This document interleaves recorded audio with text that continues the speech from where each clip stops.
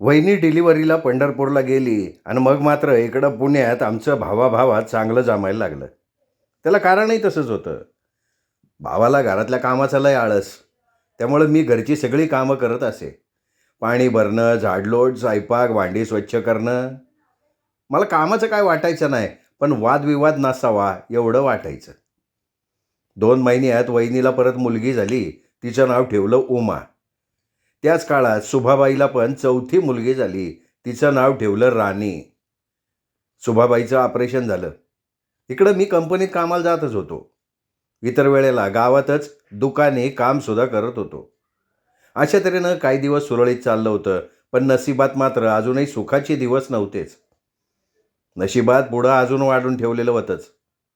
डिलिव्हरीनंतर वहिनी आली. 2 दिवस व्यवस्थित गेले. नंतर आपलं येरे माझ्या मागल्या आणि ताक चांगल्या म्हणीप्रमाणे चालायला लागलं. तरी बरं, दिवसभर मी कामासाठी बाहेर असायचो, तर संध्याकाळी झोपायला पाटीलच्या घरी जायचो. कारण पाटीलच्या घरची उन्हाळ्याच्या सुट्टीला जळगावला गेलेले. त्यामुळं पाटील एकटाच घरी. त्यांना पण मी तिथं यावं असं वाटायचं. घरी फक्त 2 वेळचं जेवण आणि अंघोळीला असायचो, तरीसुद्धा वहिनी किरकिर करायची. भाऊ पाहून न पाहिल्यासारखा करायचा आणि मी कधी सांगितलं तर म्हणायचा, तिच्याकडे लक्ष देऊ नको, मी आहे ना, काय लागलं ते मला मागत जा. पण असं कुठं जमतंय का? एक तर सिंगल रूम, त्यामुळे 24 तास तोंडावर तोंड पाडायचं आणि नाकडोळं मोडायचं. भिकाऱ्यासारखं जबरदस्तीनं खायला लागायचं. तरी मी माझा अर्धा पगार घरी आणि अर्धा पगार पंढरपूरला द्यायचो. काटकसरीत दिवस काढायचो. माझी ही अडचण पाटीलच्या लक्षात यायची, पण तो काय करू शकत नव्हता. आधीमधी त्याच्या घरी त्याच्याबरोबर जेवायचो. होता होईल तेवढा जास्तीत जास्त वेळ बाहेरच काढायचो. तरी पण काही ना काही कारण काढून वहिनी भांडण उकरून काढायची. मला तर जागण्याचा कंटाळा यायचा, पण करणार काय? मार्गच नव्हता. तशीच दिवस ढकलत होतो. 2 महिने गेल्यानंतर पाटीलची घरची लोक गावाहून आली. त्यानंतर माझी झोपण्याची सुद्धा अडचण व्हायला लागली. सिंगल रूम, उंबऱ्याच्या बाहेर दारात 5 फुटाचा बोळ होता, तिथं कोपऱ्यात झोपायचं. रात्री उशिरापर्यंत लोकांची जाण्या येण्याची वर्दळ असायची. तोवर घरातच टी व्ही बघत बसायचं. 11 वाजता झोपायचं. सकाळी 6च्या आत उठायचं. आता रस्त्यावर उशिरापर्यंत झोपायचं तरी कसं? थंडीत तर लय गारठा पाडायचा. तसंच हातपाय पोटात घेऊन खोडामोडा करून पाडायचं. पांघरायला एक चादर, त्याने काय थंडी जाते होय? तरी पण सांगणार कोणाला? शेजारी पाजारी बघायची, गप बसायची. उन्हाळ्यात थंडी ठीक आहे, खरे हाल पावसाळ्यात. पडत्या पावसात तसंच प्लॅस्टिकचा कागद पांघरून दारात बसायला लागायचं. भाऊ कामाला गेलेला असायचा.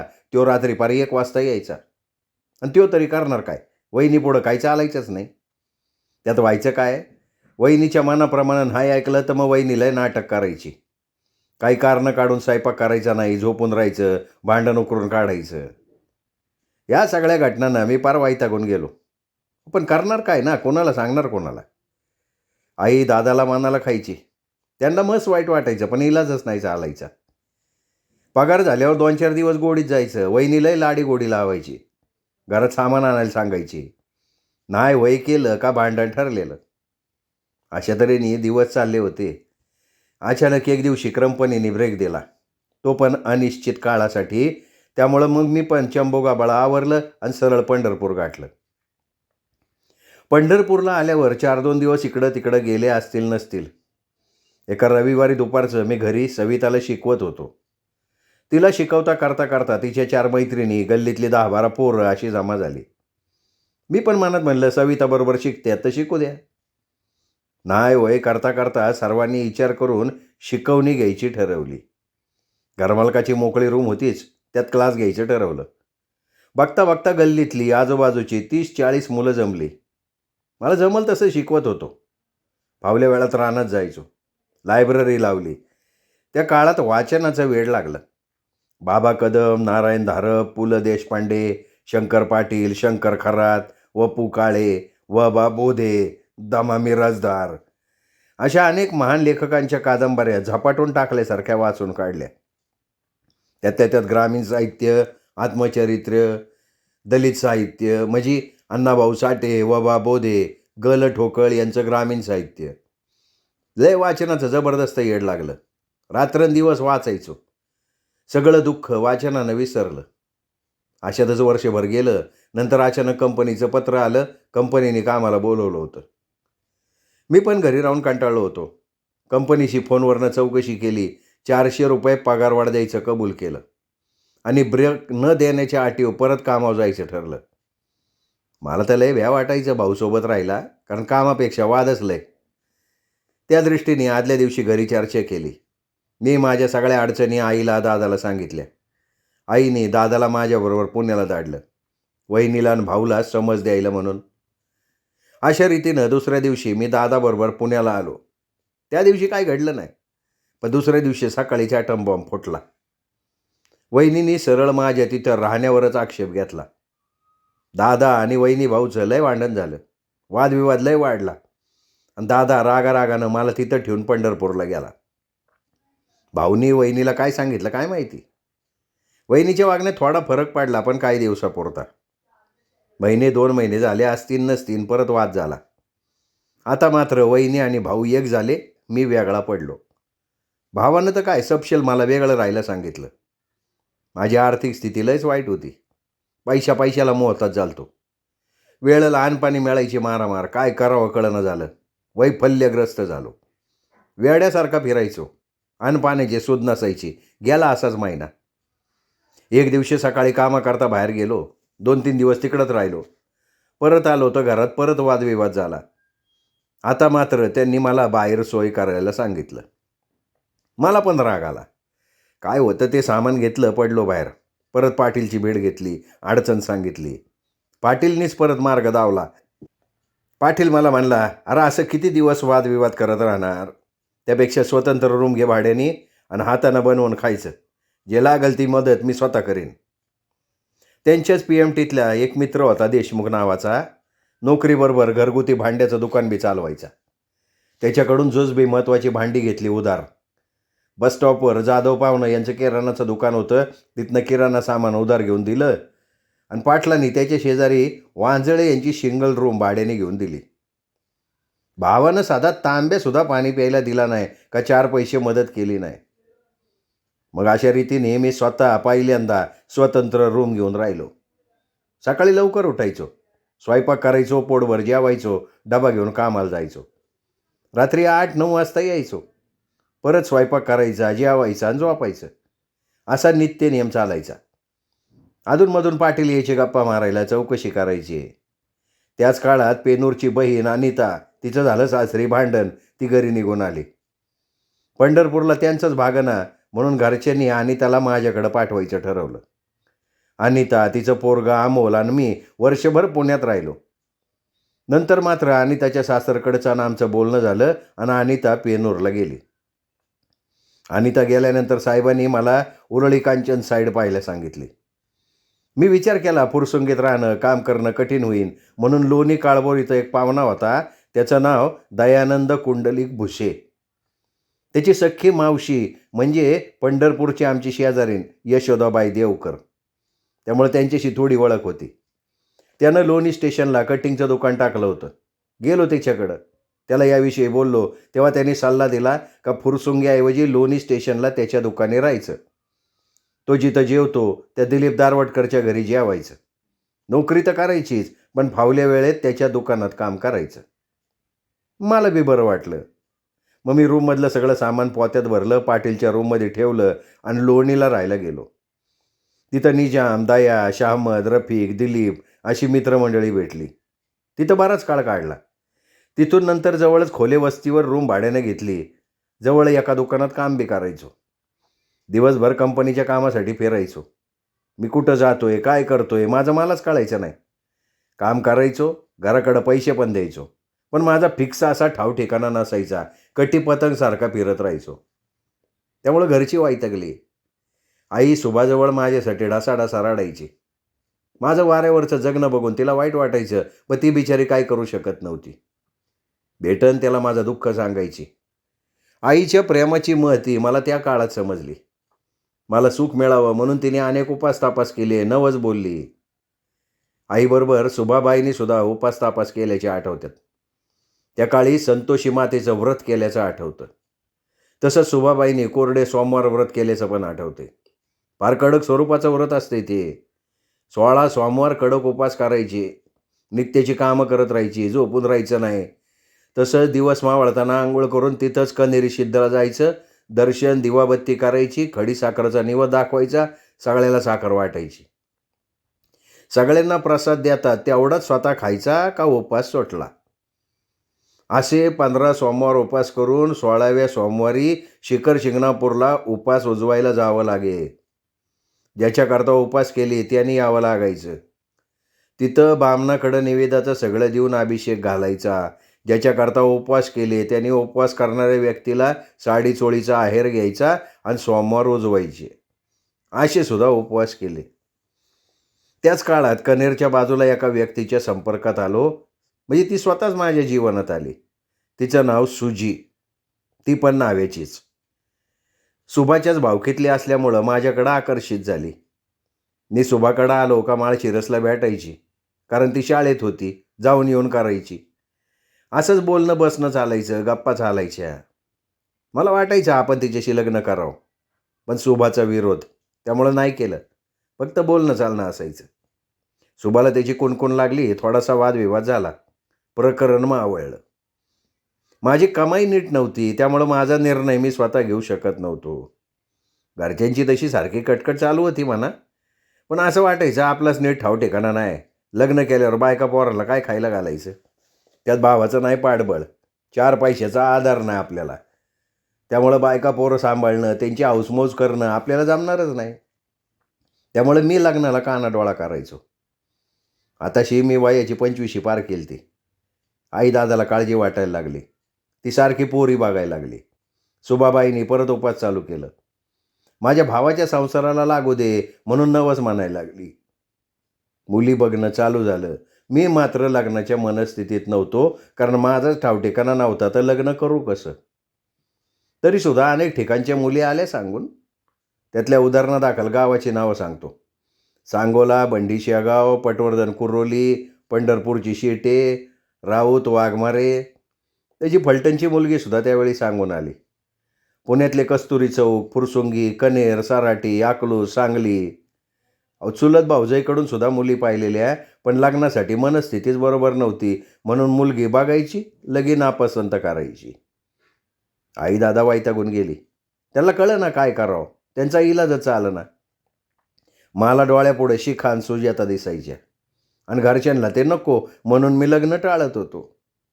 मी स्वतःला कामात गुंतवून घ्यायचो. हे असं सगळं चाललं होतं. मुली बघायचा कार्यक्रम मात्र जोरात चालला होता. वधू संशोधनात सर्वजण हिरिरीने सहभागी झालते. मला मात्र लग्नाची आत्ताच मानसिक तयारी करायची नव्हती, कारण माझं स्वतःचं असं काही नव्हतं.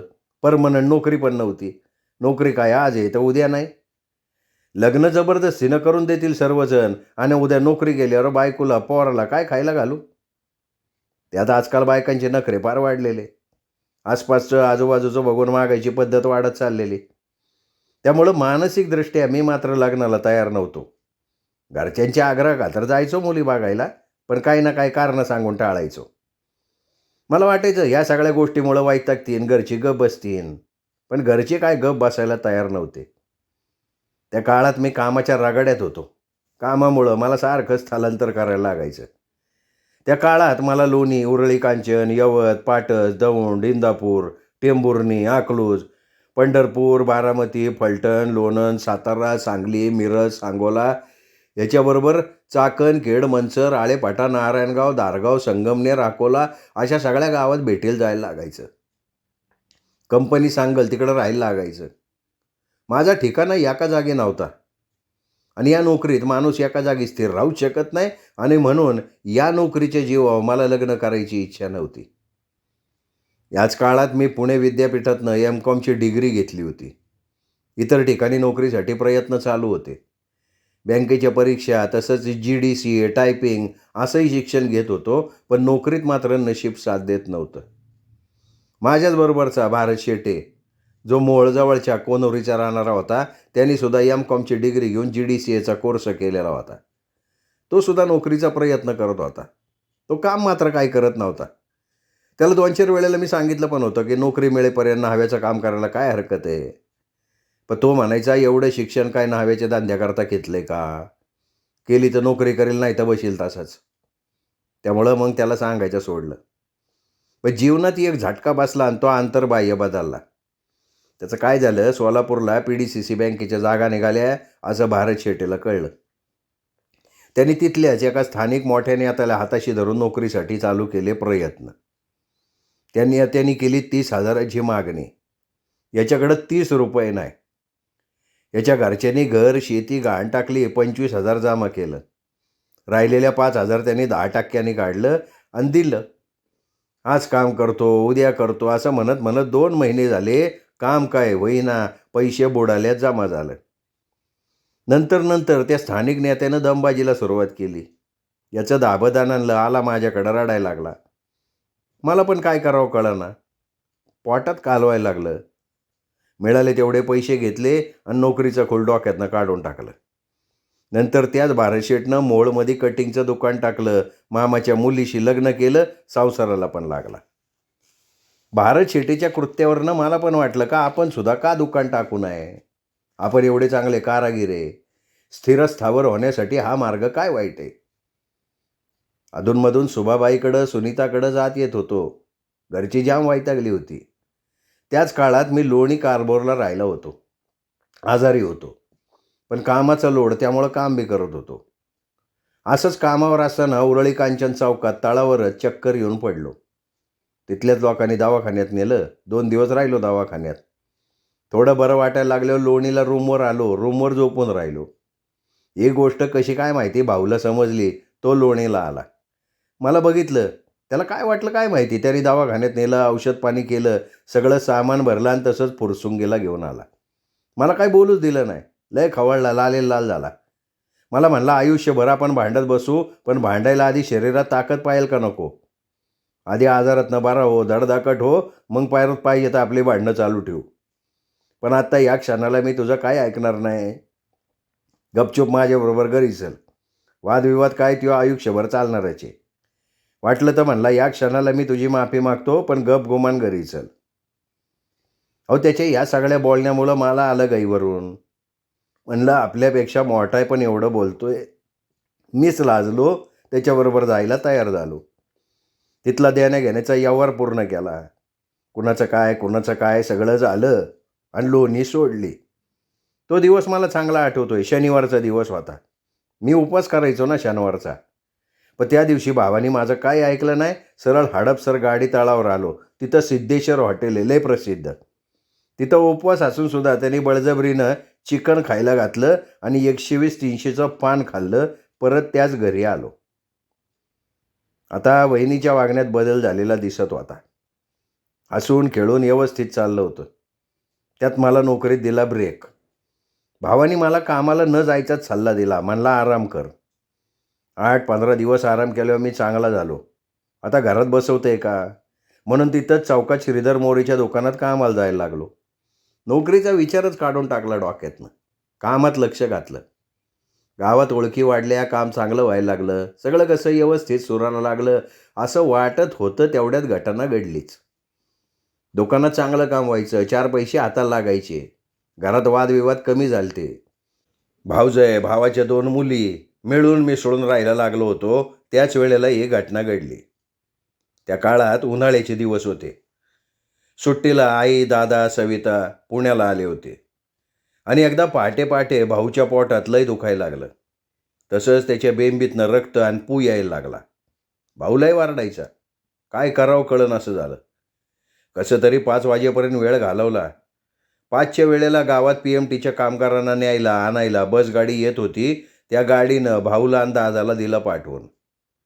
सरकारी कर्मचारी असल्यामुळं ससूनला जायचं ठरलं. ससूनला भाऊला नेलं, तिथं ॲडमिट केलं. तपासण्या केल्या आणि ऑपरेशन करायचं ठरलं. दुसऱ्या दिवशी रात्री ऑपरेशन झालं. भावापाशी आईला ठेवलं. मी दुकानात काम करायचो.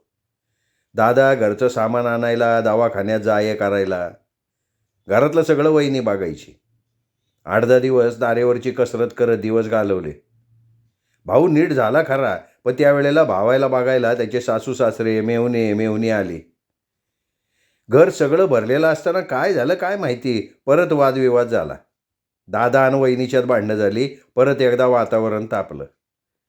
भावानं सारवासारव केली, पण ती तात्पुरती झाली, कारण आता वहिनी ऐकायला तयार नव्हती. ती म्हणायची, या घरात एक तर मी राहीन, नाही तर हे तरी राहतील. 2 दिवस वादविवाद झाले. त्यावेळी तिथं भावाचे सासू सासरे सुद्धा होते. त्यांनी समजूत घातली आणि वाद मिटवला. आता आम्ही फुरसुंगीत स्थिर व्हायचं ठरवलं होतं. मला पण सारखं फिरून फिरून काटाळा आलता. आई दादा माझ्यावर रुसले होते, कारण मी लग्न करत नव्हतो. भावानी पण लय समजून सांगितलं.